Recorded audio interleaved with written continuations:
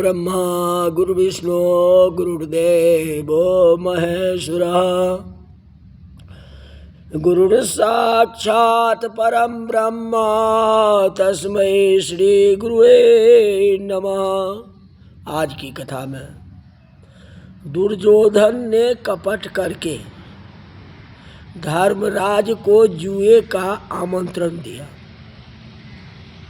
क्षत्रियों का धर्म है कि कोई युद्ध का आमंत्रण दे तो युद्ध करना चाहिए, लेकिन कोई जुगार जुए का निमंत्रण दे तो क्षत्रिय को नहीं जाना चाहिए, कि जुआ जो है विनाश का कारण है। लेकिन क्षत्रिय धर्म मान करके जुए खेलने के लिए भी धर्मराज जी चले गए हैं। वैसे धर्मराज जी धर्मनिष्ठ है, धर्म समझ करके जुआ खेलने के लिए गए। क्षत्रिय धर्म को पालन किए, और क्यों कोई क्षत्रिय को ललकारे तो क्षत्रिय को पीठ नहीं दिखाना चाहिए, पीछे मुड़ना नहीं चाहिए।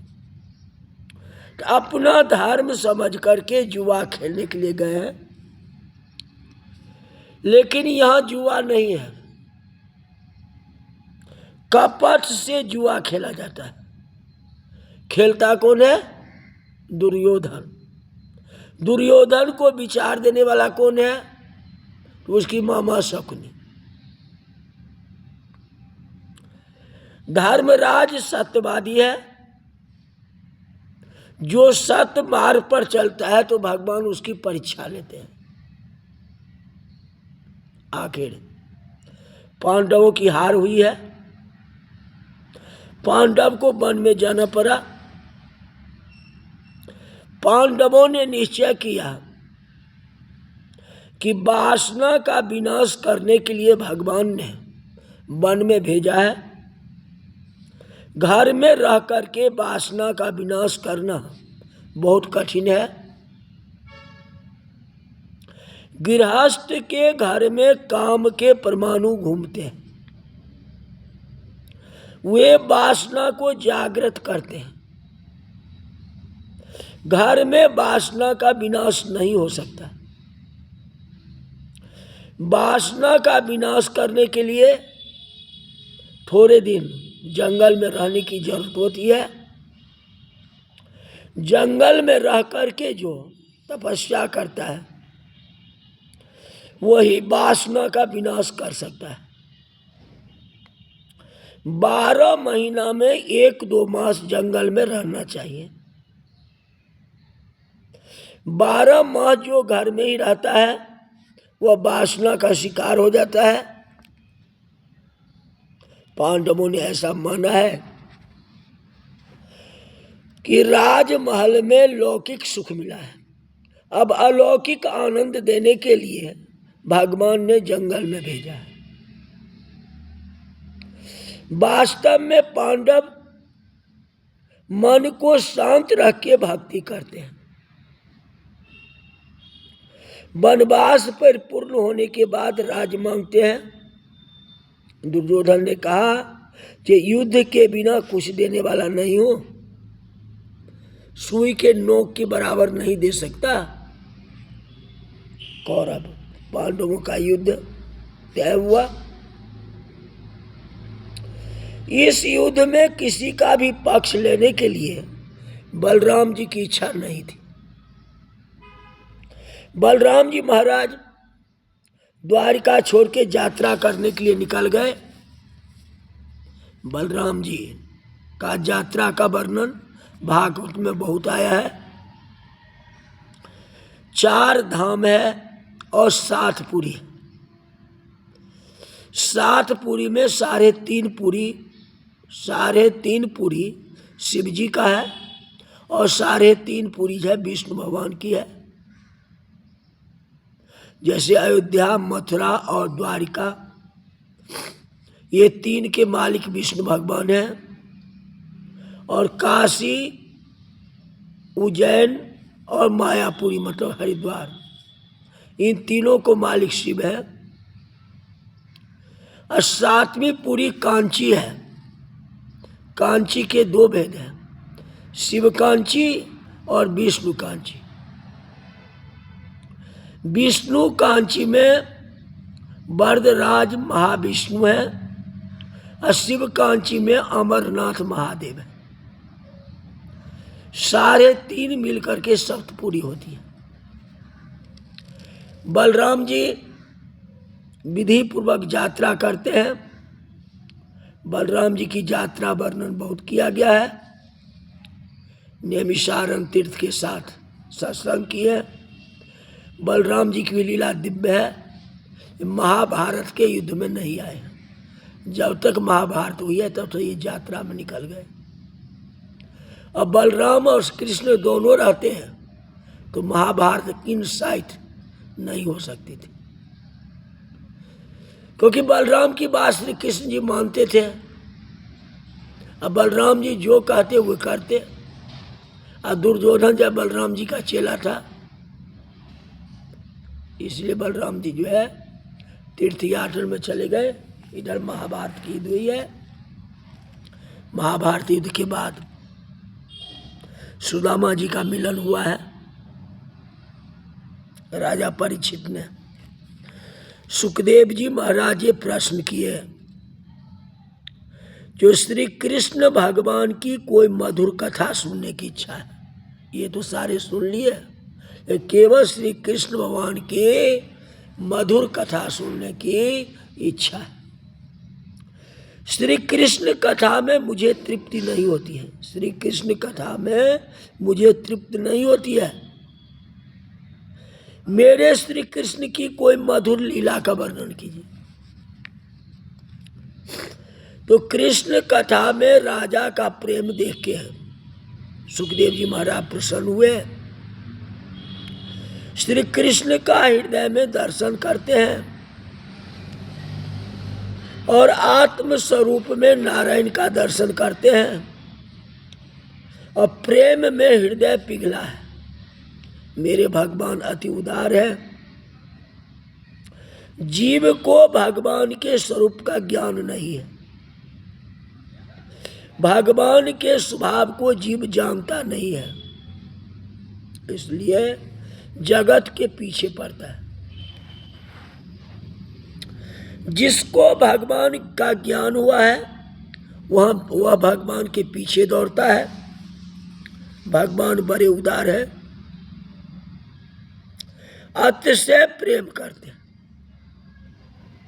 भगवान जैसा प्रेम करते हैं वैसा प्रेम करने वाला संसार में कोई हुआ ही नहीं।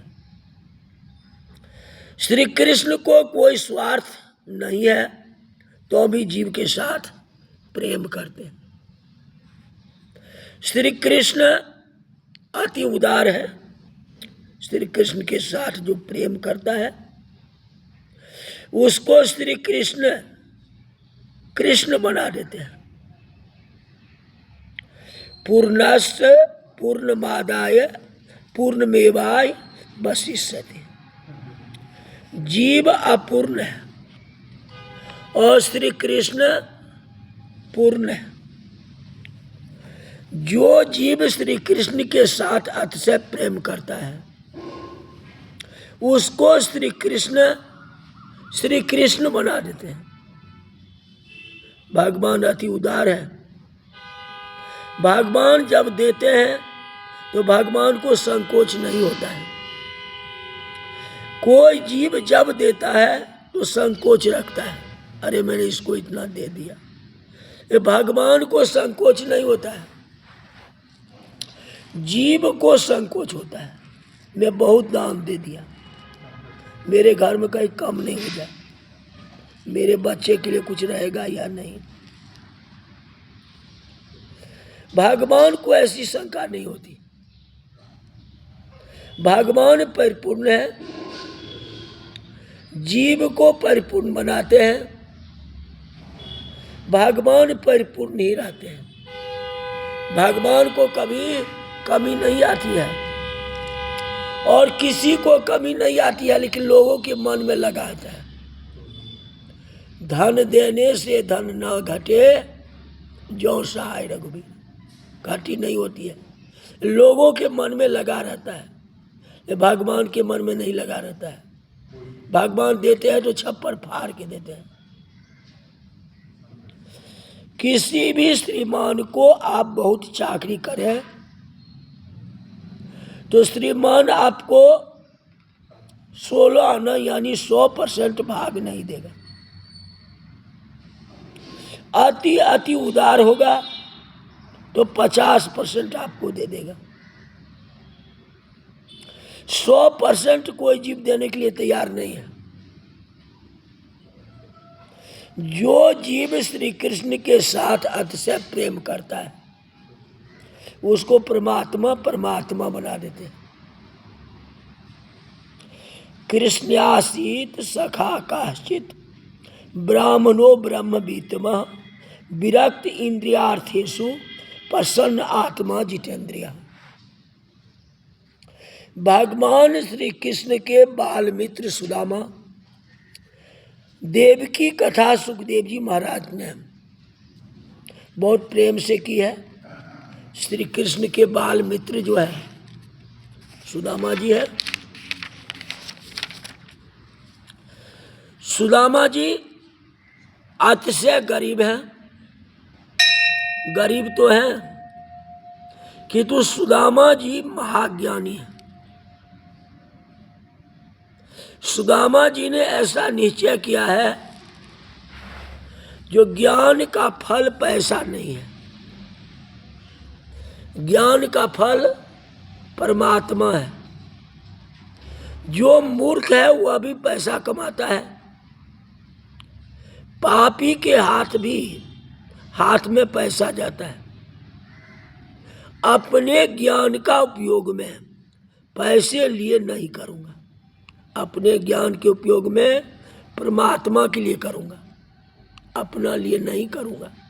सुदामा जी कहते हैं शब्द शास्त्रम महाजालम शास्त्र व्याख्यान कौशलम विदुषा ही वेदुष्यम भुक्तये नो तुम मुक्तये। विद्या का फल ज्ञान का फल भोग नहीं है, ज्ञान का फल भगवान है। सुदामा जी महान ज्ञानी है, चारों वेदों का ज्ञान है, 6 शास्त्र का परिपूर्ण ज्ञान है। बाहर गांव जाकर के थोड़ी कथा करें तो बहुत धन मिला, ऐसा है। किसी जग में जाए तो उनको बहुत धन मिले, ऐसा है। पैसे के लिए कौन प्रवृत्ति करे? भगवान का ध्यान, भगवान की भक्ति छोड़ करके पैसे के लिए प्रवृत्ति करने की उनकी इच्छा नहीं है। जीवन में पैसा मुख्य हो गया, तभी से पाप बढ़ गया। जीवन में पैसा गौण है, परमात्मा मुख्य है। हमारे ऋषियों ने धन का साधन माना है, लेकिन धन साध नहीं है, धन साधन है। धन के द्वारा हम धर्म कर सकते हैं, ये जो साधन है। ये साध नहीं है जो धन हो गया तो मैं बहुत बड़ा हो गया, मैंने भक्ति कर लिया। धन से भक्ति नहीं हो सकता। भक्ति में आप धन को लगा सकते हो, ऐसा हो सकता है। धन की जरूरत है, पैसा से ही सुख मिलता है, यह बात सत्य है। कहते जिसके हाथ में पैसा है उसको दुख भी भोगना पड़ता है। पैसा से दुख की समाप्ति नहीं होती है। बहुत सुख भोगने के लिए दुख का अंत नहीं आता है जो सुख भोगता है। जिसके हाथ में पैसा है वह और अधिक दुख भोगता है। ऐसी बीमारी लग जाती है कि लाखों के फेरे में पड़ जाते हैं। वह पैसे किस काम का होता है। भक्ति ऐसी है कि भगवान का नाम जपते जपते मोक्ष की प्राप्ति हो जाती है। संसार में भी नाम होता है कि फलाना व्यक्ति मृत्यु के समय जो है भगवान का नाम लेते लेते उनके चरणों में चले गए। कितना बड़ा नाम होता है। अगर आपकी हॉस्पिटल में मृत्यु हो जाती है तो देखो इतना धर्म कर्म किया तो अभी हॉस्पिटल में जाकर ऑपरेशन हुआ, ये हुआ वो हुआ, 20 रंग की लांछना आती। यही बात है। जब भगवान को आप ये कहते हैं इतना तो करना स्वामी, जब प्राण तल से निकले, गोविंद नाम लेके प्राण तल से निकले, तो गोविंद का नाम अगर मन में आ गया, अंत समय में आ गया, मोक्ष प्राप्ति हो गया। ये शरीर किसकी है? वही भगवान की है। अब भगवान में ये शरीर लग गई तो इससे बढ़ के क्या हो सकता है। तो आज की कथा यही तक रही। बोल वृंदावन बिहारी लाल की जय।